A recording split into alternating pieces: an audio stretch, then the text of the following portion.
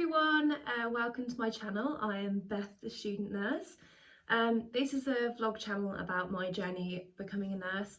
I am just about to start uni in a few weeks' time, so I thought I would start a video just really introducing myself, who I am, why I'm looking to become a nurse and what brought me here as a mature student of 26. So if you're interested, keep watching, and if you want to see more, hit the subscribe button and the link down below, and you'll find my Instagram as well, so give me a follow and a like, and let's get on with the video.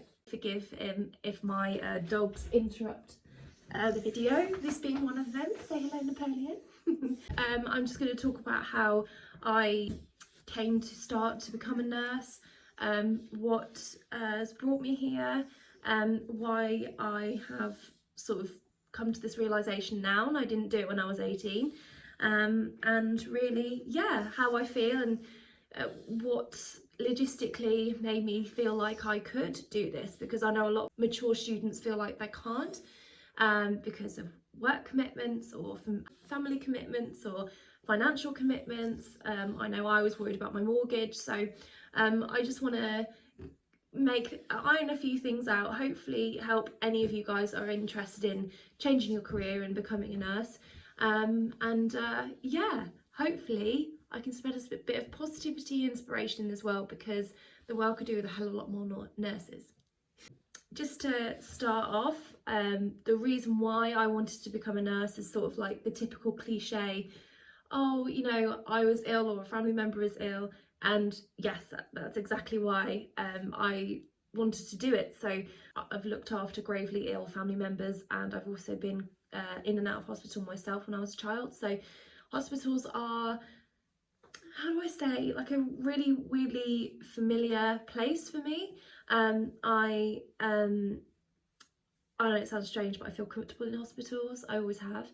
And it is something that I thought I wanted to do when I was younger. I did want to be a nurse or a midwife for a very long time. And I would take you back to when I started my GCSEs. That is the time when most of us choose our options to do our A-levels, to then go to university, to then do the course that we want, to get the job that we want, until we live for the rest of our lives and we retire. And I remember at 16 feeling so overwhelmed, like, I think I want to do it, but I don't know if I can, and I'm not very good at maths, and I'm not very good at science, and I don't know if I can do it. And I know a lot of people struggle with self-belief, and at that point I absolutely did. So I remember at school they had like a parents' evening where we would choose which A-levels we were going to do, and there was like a thing where you could go to different classrooms and speak to different teachers about what the A-levels were like and what to expect and yada yada. So I distinctly remember saying to my mum and dad, like, I want to help people, I want to work in the healthcare industry. They were like, well, science is an obvious one, biology. And I enjoyed biology. I wasn't like a straight A-star student, but I enjoyed it. I was a B student, you know.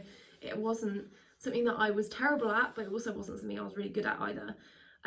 But I thought, well, I'll do it, I'll work hard, and hopefully that will take me on the path I want to go on. So I remember going into the biology classroom and thinking, excuse me, my dog. Sorry, are you left out? I went to the biology classroom to talk about what I wanted to do and how it was and how difficult the A-level was. And I will never forget this. She distinctly said to me, if you'd like to do something that you would get a good grade in, I suggest something like art or home economics or something like that. And I remember looking at my parents looked at me, and to be honest, they should have said something, but I remember feeling at the time, oh my god, she's right, I can't do that. I can't get an A in biology. If I can't do my A-level, how am I supposed to do a degree in it? I can't be a nurse, I can't be a midwife, that's ridiculous. I'm not good enough.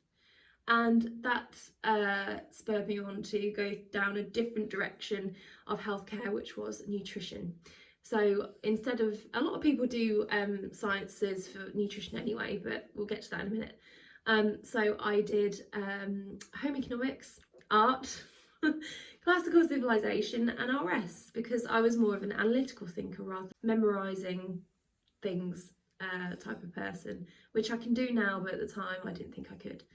Um, so yeah, I did that, my A-levels. I did some work experience and found out that nutritional therapy was quite good because I could actually sit and talk to people and help them in that way with their health.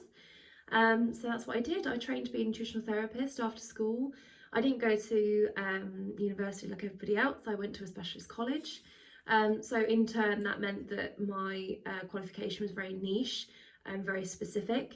And yeah, I struggled to get a job in that particular field after I qualified, because I thought, what the hell do I do now? When you do a really specific course, something that I will say is that a lot of people find themselves either starting their own business or not pursuing it at all because they can't earn money, because it's very difficult to find a job in that particular niche area unless you're recommended or pushed towards it. Or if you live in places like London or Manchester, which I do not, or you just move there. And I, at the time, that wasn't for me. So I continued to work full time in an office, and I eventually got a message from a friend who worked for a supplement company, and I was invited to work there as a clinical nutrition advisor. And I absolutely loved it. I could speak to people every day, helping them with their health and doing all that sort of thing. And I worked there for nearly 2 years. And I, looking back in my heart of hearts, I knew that it just wasn't the career path I wanted to do. I remember doing my nutrition diploma and thinking, I'm doing it and I will finish it, but I don't enjoy it, and this isn't my passion. This isn't what sets my soul on fire, if that makes sense. No, that's super cliche. So I finished my degree knowing that I didn't want to do it, and nutrition wasn't for me. But I suppose we're all conditioned to go in a certain path and have this sort of status of, oh, what do you do? Oh, I'm a chef, I'm a midwife, I'm a nurse, I'm a doctor, I'm a lawyer. You have to have this sort of status as your identity. And I felt for me that, well, nutrition's just got to be it then, hasn't it? Because I'm not good enough to do anything else, and I don't know what I want to do. And for a lot of people, I'd be surprised. Well, I wouldn't be surprised actually, because I do know a few people who know what they want to do at a young age, but I think most of us, certainly for me, myself, I didn't know who I was when I was 18, 19. I didn't know what I wanted to do. I didn't know what I was good at. I didn't know what my passions were. I was still getting to know who I was as a person. And I think that now is the time where I'm realising that I am a caring person. I do like looking after people and helping people. Nursing is probably a really good way for me to do it. Yeah, I left the job at the supplement company, and I thought, I'm going to try and do my own business. At least then I've given every avenue, oh, I've given every avenue I can to try and figure out if nutrition is for me. I've given it all a go, and if I start my own business and it doesn't work out, then at least I tried, and I did it. And if nutrition isn't for me, then I explored every avenue and I found that out myself rather than just giving up because it was hard. So that's what I did. I made the leap of faith. I quit my job and I started my own business as a nutritional therapist. And yeah, it flopped like a pancake. I think when you start your own business, you have to be really you have to really persevere. You have to be really mentally strong. You have to really push and believe in your brand and believe in your business and believe in what you're trying to sell people and what you're trying to do and what you're trying to achieve. And for me, because I knew in my heart I wasn't passionate about nutrition, I didn't even like it, that my business flopped, because I just didn't have, I really think that when you start your own business, you really have to have that burning fire inside of you, that passion of, staying up till 6 a.m. doing your marketing material and banging on every door until someone hears you, and all that sort of apprentice type spiel that you listen to and see on the radio and the TV and on Instagram and Facebook and Twitter. And I just didn't have that. And I thought, do you know what? I don't think I'm even going to have a career at this rate. I'm just going to go to an office like everybody else, earn my money and retire. For me, that's what I tried to accept, because I wanted a career, and I knew that I wanted to help people, but I just got to the point where I just thought, I've had enough now. I just want to go to work and earn my money and pay my bills like everybody else. Maybe that's not where my passion lies. And yeah, it really depressed me for a long time because I felt like such a failure. Um, and then, so yeah, I went back to working in an office, earning my money. And then COVID happened, and that was really the kick up the bum that I needed to say, do you know what? Now is your time. And I'm so glad that I did. So I typed up my personal statement, made an account on UCAS, and applied. And now I'm a student nurse.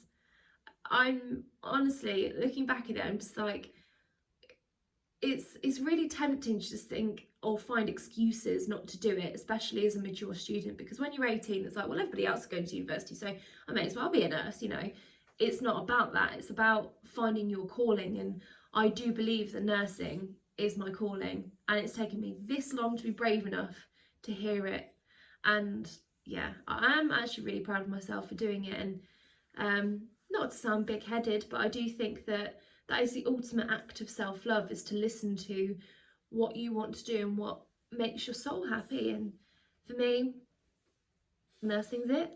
I want to be able to leave this earth knowing that I've made my stamp of kindness and I've helped people. I want that to be my legacy, really. I don't want to just arrive here with nothing and leave with nothing. I want to leave something behind. And if I've helped just one person, one family, one patient feel better about, you know, their experience in their hospital, or if I've been there when no one else was, that makes me happy, and I will die a happy lady. So that's it. Thank you for listening. I know it's been a bit of a long one, but I hope helped you get to know me a little bit better and see my face. This is Beth, the student nurse, and I will be documenting everything from my first placement in a few months' time to my first day at uni to freshers, COVID style. I'll be giving you all the details and documenting every step of the way. And if I have any pearls of wisdom, or if I've made mistakes, which I'm sure I will make lots and lots of mistakes, and how I've rectified them, which I hopefully I will do, and any advice I can give, or any tips, or anything that I possibly can to help inspire or support or anyone else that wants to be a nurse. Happy days, that's what this channel is about. So be sure to subscribe and hit the notification button, and I'll see you in the next video.